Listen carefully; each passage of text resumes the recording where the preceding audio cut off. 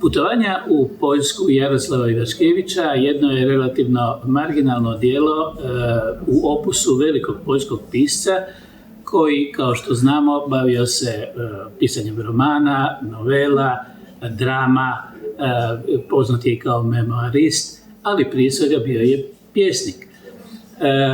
Uza sve to pisao je vrlo rado i praktički cijeli život različite putopise. Poznati su recimo putopisi po Italiji. Putopise u Poljsku skupio je potkraj svojeg života na prijedlog svog znanca da objavi i sakupi u jednoj knjizi sve tekstove koji su se manje više bavili Poljskom. Poljska je za njega uvijek bila važna zemlja, važan krajolik i više od toga naravno.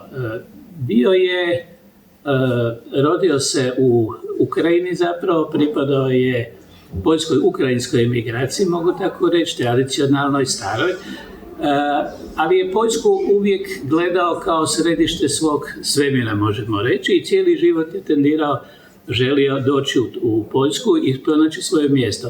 I u konkretnom smislu i u simboličkom smislu. I ova knjiga jest knjiga o tim putovanjima u Poljsku, u kojem otkriva taj pejzaž i traži za sebe mjesto u njemu. Knjiga je puna momenata koji se odnose kako na krajolik, tako i na ljude.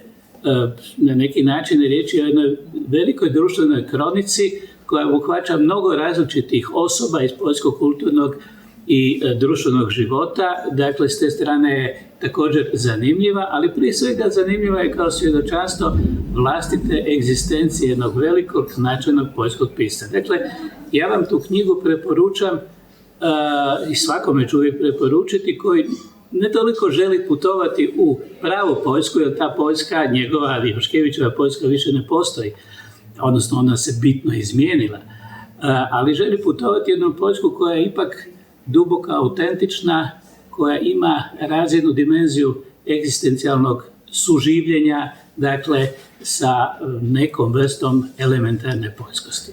Dakle, najsrdačnije preporučam tu knjigu koja, vidjet ćete, može se to vidjeti, je svakako dokaz da je Ivaškević jedan od najvećih, najznačajnijih poljskih pisaca i jedan od najvećih stilista prije svega poljskog jezika.